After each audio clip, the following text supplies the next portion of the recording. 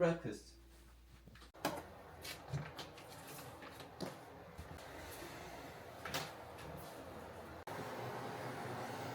Good morning. My skin is glowing.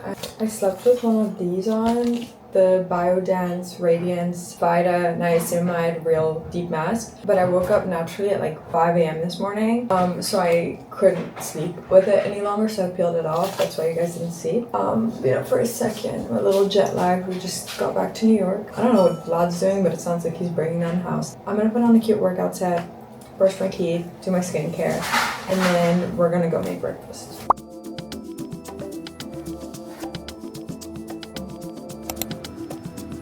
For breakfast? Okay. Alright, for breakfast I'm gonna make yogurt bowls, which is one of like my go-to breakfasts. I have it practically almost every day in the US. And then another go-to breakfast we have is like fried egg, but I was thinking I have everything to make like a cute little omelette, and I'm trying to eat a little bit more balanced and well-rounded.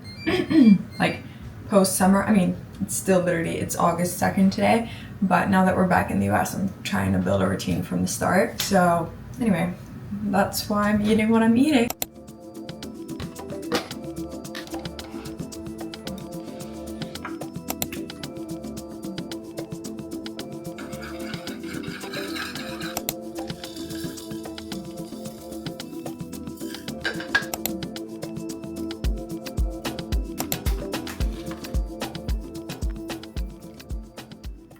My yogurt bowls are done. I'm gonna make a small omelette there.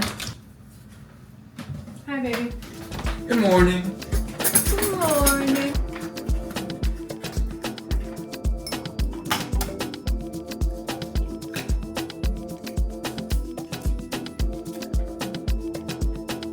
Shelf coming. Wow. Look at me being so professional.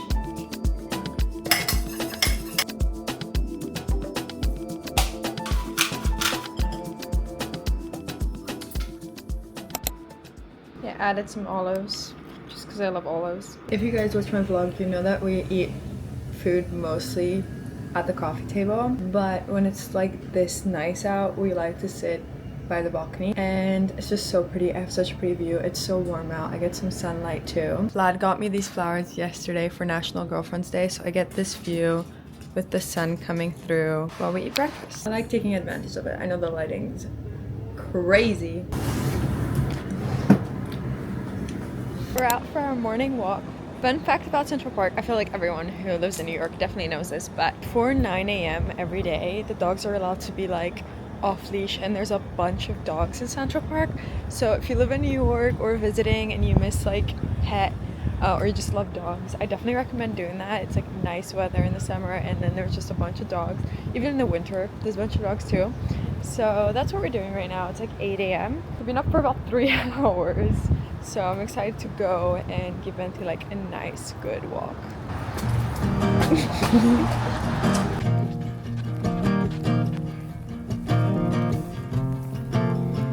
Go say hi to dogs. Go say hi.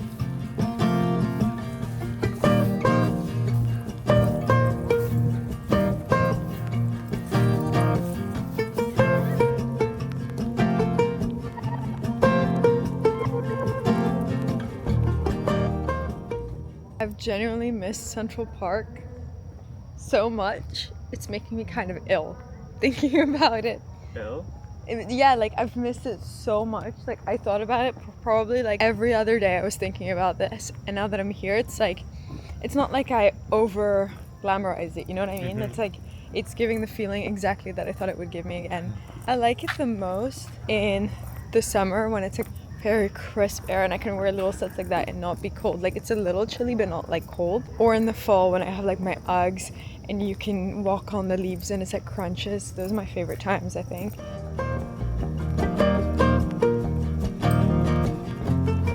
Yeah, good girl.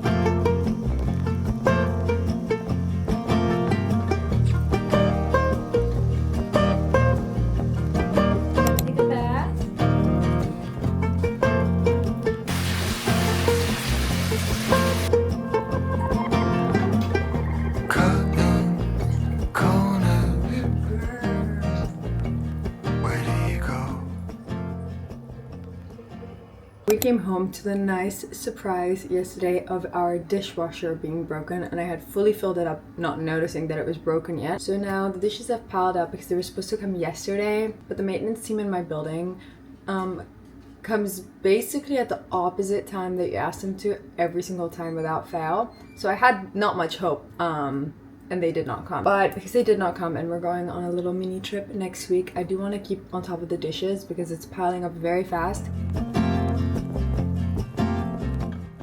Anyway, update. I edited a bit, watched some YouTube, chilled, and I think me and V discussed that we want to go to Central Park again. But this time for a little picnic. I need to figure out what we're having. And we are hunting down prime real estate for this picnic. So, got all my stuff. Vlad has a picnic blanket. Oh. I saw an opportunity and I took it. I want to be right there. This looks like a comfy spot right here. This grass is hella good. It's cute. This picnic blanket. Let me show you guys everything we have in our bag. So this bag is from Brandy Melville. We have my little book to do some water painting, some napkins, an Alani. This one is the cherry twist. Cherry twist Alani. It's like, don't mind me. Disposable. Brought a lollipop all the way from Chamonix. Is it not expired yet? No, of course not. Brought ketchup in a bag because I didn't know how to transport it. A lip liner and an actual pen. Little croque monsieurs. How much did you make? All that we had. What do you mean? All the cheese or all the bread? All the cheese and all the ham. Some cookies and blueberries. Painting set. Lip gloss. And that's it. So. Taste test, lunchtime. What do we try first? Croque monsieur. This one's burnt because I put the fire alarm on, but the other ones aren't burnt. Camera, action. We have our prime real estate. Our 5-foot mansion with very detailed ceilings. Why do I feel like I'm an animal? Full savage in her natural environment, drinking the juice of goddesses. Dun, dun, dun, dun. With her little Cerberus, the three-headed dog that protects the gates of hell. Dun, dun, dun, dun. Dangerous at all costs. My reaction. That's not bad. Okay, show. Ready? Ta-da! No, that's not it. That's from a year ago. That's me. And then do you want to show you that I painted? You're not that scary, okay? That's funny.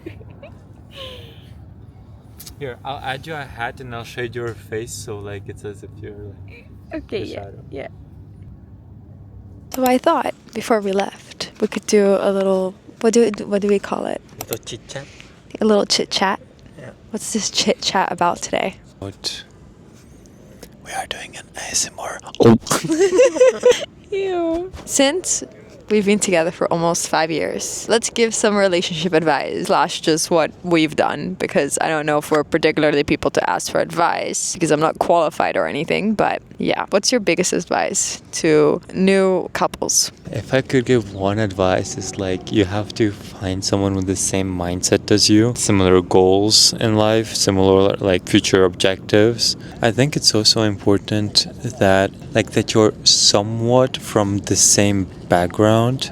We're not though. We're not, but it might save lots of trouble. But at the same time, like you and I were from different backgrounds and we learned to adapt. You taught me stuff, I taught you stuff, you know? He taught me how to cut people off. Yeah, I'm sorry, but that's important. If you have friends that do not support you, bring no value to you, it's a new chapter. You have to live in the present, not in the past. Stop revolving around people that don't bring you any value. Amen. What about you? My biggest advice would be to listen to the person and let them explain without you asking too much, which is something I'm still trying to learn. But like, let's say they don't want to do something and they make it very clear that they don't want to do something, but for you it's like important, then just like calmly say to that person like, that's okay, but if that's a deal breaker for like yourself, then I can't do that. And then the person that wants to stay in your life will adapt, and if they don't, then maybe they're just not meant to be there. Like, I feel like open communication and trusting the other person, but also like it is normal, I feel like, in relationships to set boundaries. Like, there's things that some relationships think is normal that I didn't want in my relationship. So I told Vlad, I don't want this. I know that I don't want this. So like, are you okay with not having this, or is this like a deal breaker for you? Because I know that if these things will be in my life, then I'm not going to be as happy as I want to be, you know? Yeah, if you're going into a serious relationship, you have to be direct with your partner and tell them exactly what you want and what are your expectations for this relationship. I also think that when you enter a relationship, I think like you have to, in a way it's going to sound selfish, but you have to take care of yourself first prior to taking care of your partner. And I think it applies to like all, how do I say it? To all situations in life, that like you have to take care of your body, you have to exercise, or if you're sad, you have to go to therapy, heal before you can go to your partner, take care of yourself before taking care of the other person. At the end of the day, it's your life, you're the main character, and people will come and go in your life, and you just have to accept it. You have to make it all about yourself, although it's a selfish thing to say. At the end of the day, that matters. Well, I believe in making sacrifices for other people, but I only believe making sacrifices for the people that are worth it, for the people that make sacrifices for you too. And in the beginning of a relationship, you don't owe that person anything. You don't owe them to make sacrifices. I mean, unless they're sacrifices for the greater good of both of you, obviously, or as a relationship. But I agree in like the aspect that we weren't fully healed when we were getting into a relationship because we were 16, and sometimes you can't choose when you're gonna meet a person, and it doesn't mean that you have to therefore not be with that person, but you definitely have to talk to each other and be like, listen, like, this doesn't seem right, and you have to grow together. So grow individually while being in a relationship is possible, but it's a bit scary because you could grow apart and you could grow together, which is just in general in life. But for example, me and Vlad, we are very different than how we were in the beginning when we started dating, because there was things that, you know, at first we accepted of each other because we're like, oh, we understood the reasoning, and then realized as we were dating, actually, I don't think I could do my life like this. So, you know, I would mention to Vlad like, oh, this is a deal breaker for me, and like, I just want you to know, like, if this is going to continue this way on, like, I don't think I can be with you, and it's okay if you don't want to change, but like, you know, you're open. I don't want ever to be with a person and they're like, oh, I had no idea, when you break up with them. Like, you know that thing where it's like men be like, oh, she broke up with me out of nowhere. Like 9 out of 10, no, she didn't. You just didn't want to listen. I feel like having clear communication, and then you can grow together in a relationship, I feel, but you have to be able to willing to both make changes. If only one of you wants changes, then the relationship is doomed, in my opinion. Yeah, I think clear communication is extremely important. I feel like I'm being interviewed right now. You have to keep an open mind that the person you're getting into a relationship now might change. I don't believe that people change evolve, not change. I don't think like people change in like their behavior, like psychological way, but some people have, as they grow forward, they discover new stuff, they have a change of heart sometimes, different desires, different things they want, and I think you have to communicate those things to your partner. And yeah, all I'm trying to say is like, going into a relationship, you have to keep an open mind, because people change as time grows on. People discover new especially in a young relationship. Yeah, like when you, like, especially us at 16 years old. Jesus Christ, at 16 years old, we were COVID babies. Like, we were like, oh, we're a COVID relationship. Yeah, we're a COVID relationship. We literally like, we're sneaking out to meet up during like what do you call it? Quarantine. Yeah. No, we didn't. Who said that? I do think that, especially like even with friendships, I feel like I've evolved a lot in friendships too. There's a lot of people that I don't per se have anything like against. Okay, I used to be the person where like unless you did me really wrong, I wouldn't cut you out of my life. And then there was a specific period of my life where I cut like 5 people out, like the 5 closest people, except my mom of course, but like the 5 closest people in my life I cut out in a time span of a short amount of time. And after that I just started kind of cutting people out that just did not serve me, even if they didn't do anything. Well, those people did really bad things, but even if they don't do the worst thing in the world, like if you don't feel good around them, you can start getting rid of them. But I feel like I'm a people person, so it's hard for me to do that, but I'm trying to learn that. But it does come with feeling more alone, and you know, because you choose not to hang out with bad people, so you eliminate more people, therefore your circle is going to get smaller before it gets bigger. And you know, my circle is getting smaller because I'm still in like the process of growing and removing things out of my life and hopefully attracting good things. Yeah, we have 2% left. Is there anything else you want to say? I want to say that at the end of the day, we're 21-year-olds, so we don't really have like much of life experience, but I do think the kind of lives we've lived since we got together, we grew a lot. We learned a lot of things, whether it's relationship or lifestyle. We grew, we developed, and now we are somewhat grounded people, you know? Like, I don't know how to say, I feel like we're an advanced species. Yeah, we don't really relate to a lot of people our age, which isn't particularly like a good or bad thing. It's just we're, I think, have tried to grow so fast that we're outgrowing some people that have maybe not entered a growth spurt in their life. Anyway, we're at 1%, so let me know how you found this little chit chat, because maybe we can include it in more videos. Ciao. Like, Bye bye. Picnic talks with Mary Lou and Vlad.